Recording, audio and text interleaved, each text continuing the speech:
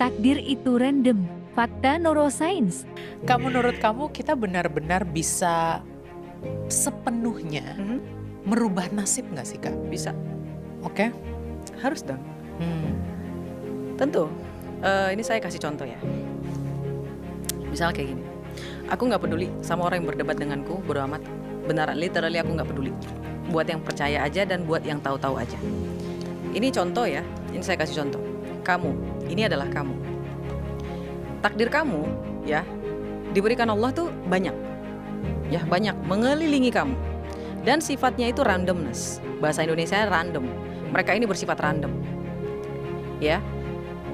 Takdir yang bersifat random ini, mereka akan berhenti bersifat random ketika kita dalam frekuensi yang tinggi, Kak.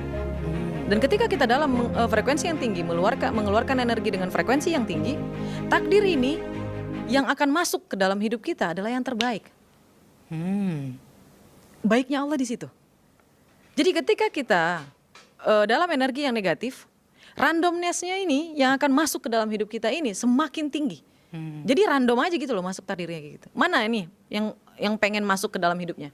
Tapi kalau kita mau yang paling terbaik masuk ke dalam hidup kita, memberhentikan sifat randomness itu, kita harus menaikkan energi kita. Lebih ke arah positif. Ini neuroscience. Begitu juga dengan sebaliknya ya Kak. Iya, Kalau energi kita rendah, iya. yang terburuk akan terjadi. Iya, dan ini dipelajari di kalau nggak salah kemarin tuh aku ikut seminarnya tuh apa yang namanya mekanika kuantum. I don't know, yang penting ada kuantumnya. Itu langsung saya tercengang Kak JJ. Oh, berarti ini yang Allah maksud. Tidak akan berubah nasib seseorang jika dia tidak merubahnya sendiri. Artinya, kamu kalau mau merubah nasib kamu, naikin frekuensinya, naikin energinya, biar randomness-nya itu berkurang sehingga takdir terbaik bisa masuk ke dalam hidup kamu. That's it guys. It's simple. Terus ada yang komen, Pret. Berarti kita belum sefrekuensi. Gak apa-apa, gak apa-apa. Dia datang bisa masuk ke dalam ruangan kita. Itu artinya dia ragu-ragu, ambil nggak ya, ambil nggak ya, percaya nggak ya, percaya nggak ya.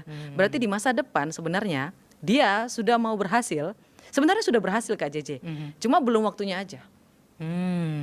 Kayak gitu. Pembicaraan di hari ini kalau Roma di 2 tahun lalu mungkin nggak akan nyambung. Sama dia juga kayak gitu. Kok bisa nyampe video yang kayak gini ke dia yang ngomong kayak gitu komennya. Artinya di masa depan sebenarnya dia sudah menjadi versi yang terbaik tapi di saat ini dia belum nyambung.